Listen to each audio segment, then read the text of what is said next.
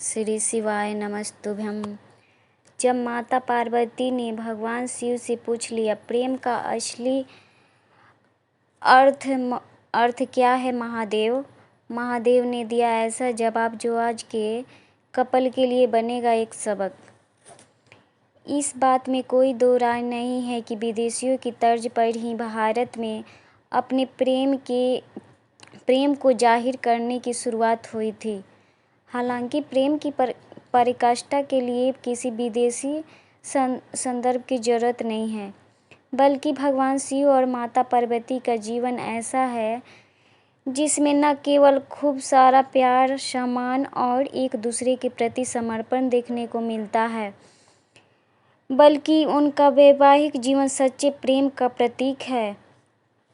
ऐसा इसलिए क्योंकि माता पार्वती भगवान शिव की अर्धांगिनी ही नहीं थी, बल्कि उनकी शिष्या भी रही।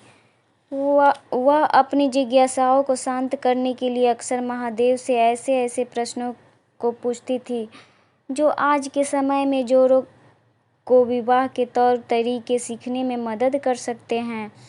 दरअसल एक दिन देवी पार्वती ने देवों के देव महादेव से पूछा, महादेव, प्रेम क्या है? प्रेम का रहस्य क्या है? इसका वास्तविक स्वरूप क्या है?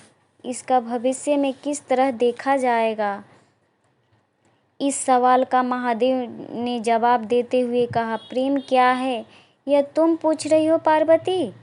सत्य तो यह है कि प्रेम के अनेकों रूप को तुमने ही उजागर किया है। तुमसे ही प्रेम की अनेक अनुभूतियाँ हुई है। तुम्हारे प्रश्न में ही तुम्हारा उत्तर शामिल है।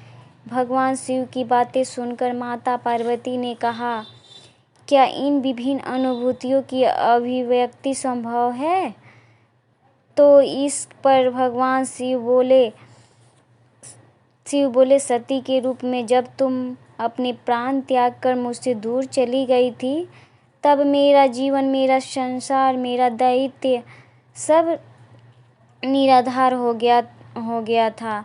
मेरी आंखों से आंसुओं की धाराएं बहने लगी थी। तुम्हारे अभाव में मेरे अधूरेपन की अति से इस सृष्टि का अपूर्ण हो जाना ही प्रेम है। तुम्हारे और मेरे पूर्ण मिलन कराने हेतु इस समस्त ब्रह्मांड का हर संभव प्रयास करना ही प्रेम है। तुम्हारा पार्वती के रूप में फिर से जन्म लेकर मेरे एकाकीपन और मुझे मेरे वैराग्य से बाहर निकालने पर विवश करना ही प्रेम है। खैर, यह बात किसी से छिपी नहीं है कि कई सालों की तपस्या और तमाम तरह की बाधाओं को पार करने के बाद ही शिव पार्वती का विवाह हुआ था। ऐसे में आज हम भगवान शिव और माता पार्वती के जीवन से उन प्रेम युक्तियों के बारे में बता रहे हैं जिन्हें हम अपने संबंधों में शामिल करके अपने वैवाहिक जीवन को बेहतर बना सकते हैं। भगवान शिव और माता पार्वती जन्म जन्मांतर के साथी थे, लेकिन इसके बाद भी वह हमेशा एक दूसरे को जानने का प्रयास करते रहे, जो कि आम जोड़ों के लिए बहुत ज़्यादा जरूरी है।